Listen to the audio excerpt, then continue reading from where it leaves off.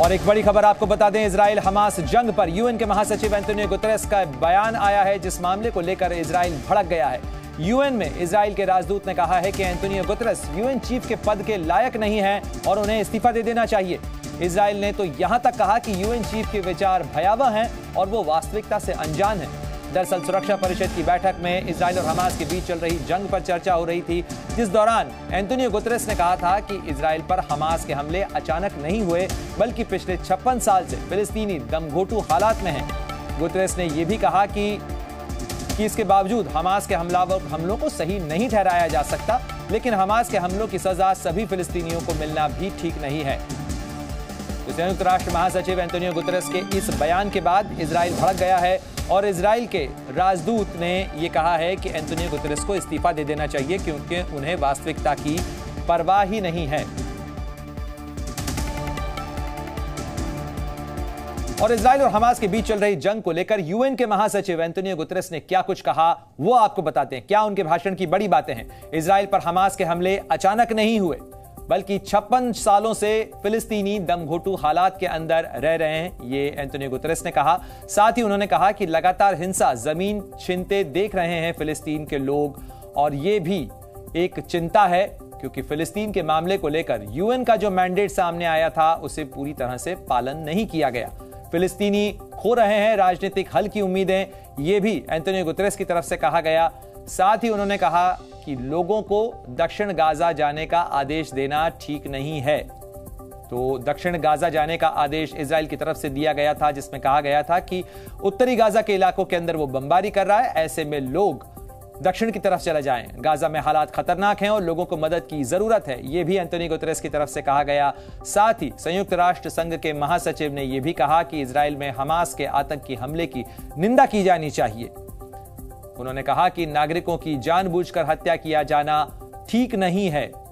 तो नागरिकों की जिस तरीके से हत्या की गई उसे गलत बताया संयुक्त राष्ट्र महासचिव ने, और साथ ही उन्होंने यह भी कहा कि लोगों पर रॉकेट दागना और अपहरण करना भी गलत है। जिस तरीके से 7 अक्टूबर की सुबह हमास ने हमले को अंजाम दिया, लोगों को बंधक बनाया, रॉकेट से हमले किए और बंधकों को बिना शर्त तुरंत छोड़ा जाए, ये भी मांग की है संयुक्त राष्ट्र महासचिव एंटोनियो गुतेरेस ने। साथ ही उन्होंने कहा कि गाजा में भीषण जंग है, जिसके पूरे क्षेत्र में फैलने का खतरा अभी तक बरकरार है।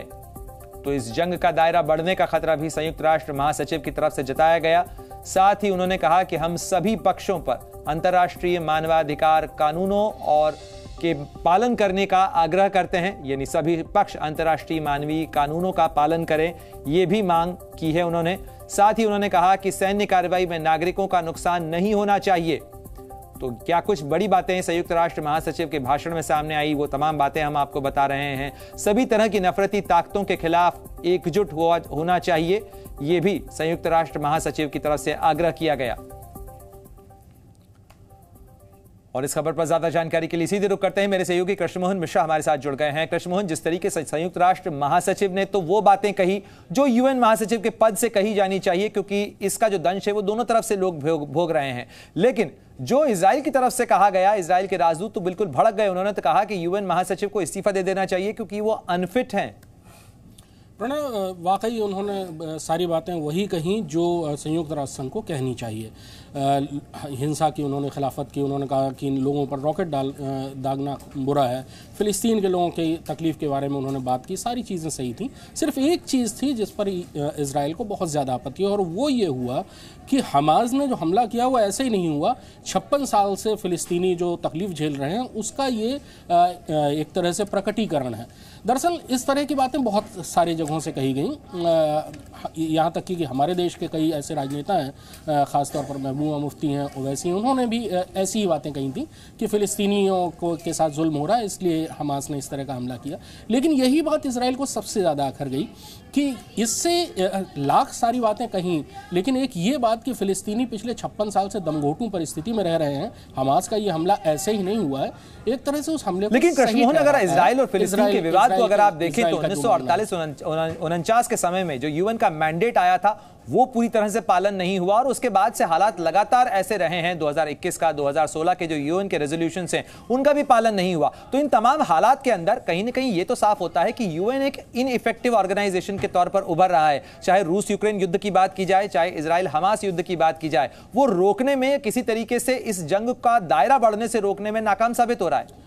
ये बात अफसोसजनक है, लेकिन सच है कि जब भी कोई दुनिया में बड़ा संकट आता है तो ऐसा लगता नहीं है कि संयुक्त राष्ट्र कुछ करने की स्थिति में है। और कई बार संयुक्त राष्ट्र संघ कुछ एक खास लोगों की मर्जी के हिसाब से फैसले करता हुआ नजर आता है। ये बहुत अफसोसजनक बात है। संयुक्त राष्ट्र, आप जानते हैं कि जब बनाया गया था तो ये माना गया था कि ये एक ऐसा अंतर्राष्ट्रीय मंच होगा जो दुनिया में कहीं भी अगर लड़ाई हो रही है, कोई विवाद है, कोई मसला है, उसको सुलझाएगा। पर आज तक कभी ऐसा देखा नहीं गया कि यूनाइटेड नेशंस की वजह से कोई समस्या सुलझी या कोई युद्ध रुका।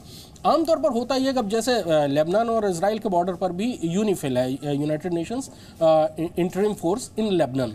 लेकिन अभी भी ये युद्ध अगर मान लीजिए लेबनान और इजराइल के बीच में भी भड़क जाता है तो यूएन के जो यूनिफिल है वो वहां पर इनइफेक्टिव रहेगी। वो दरअसल शायद यूएन ये फैसला दे कि ये जो फोर्स है वो जगह छोड़ देगी। तो ग्राउंड पर कभी भी संयुक्त राष्ट्र संघ का उतना असर नजर नहीं आता है जितना उम्मीद की गई थी या उम्मीद की जानी चाहिए। और ये बात हमेशा से देखी गई है। बहरहाल इजराइल का जो आउटबर्स्ट है, इजराइल का जो रिएक्शन है, वो देखने से ऐसा लग सकता है कि ओवर रिएक्ट किया इजराइल ने।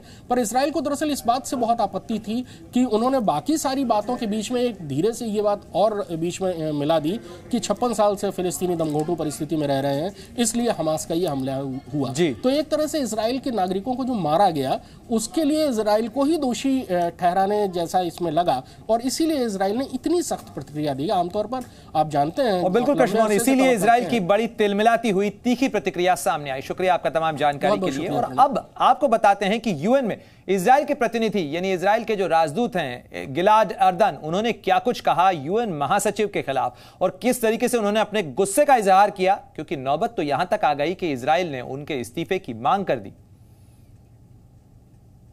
हमास इजराइल की जंग का मुद्दा दुनिया की सबसे बड़ी पंचायत कहे जाने वाले संयुक्त राष्ट्र तक पहुंच गया है। इजराइल ने संयुक्त राष्ट्र में कहा कि यह युद्ध सिर्फ उसका नहीं बल्कि पूरी दुनिया का है। For Israel, it's a matter of survival. The free world should remember and never forget what happened on October 7th. Today, this barbaric terror hit Israel. Tomorrow, it will be at everyone's doorstep, at everyone's doorstep. इस बीच Antony Guterres के हाल ही में दिए गए बयान को लेकर Israel ने कड़ी आपत्ति जताई है। इजराइल की नाराजगी इतनी ज्यादा थी कि उन्होंने यूएन महासचिव के इस्तीफे की मांग कर डाली। Mr. Secretary General, the UN was established to prevent atrocities, to prevent such atrocities like the barbaric atrocities that Hamas committed. But the UN is failing. The UN is failing, and you, Mr. Secretary General, have lost all morality and impartiality. Because when you say those terrible words that these heinous attacks did not happen in a vacuum, you are tolerating terrorism. And by tolerating terrorism, you are justifying terrorism. Z News.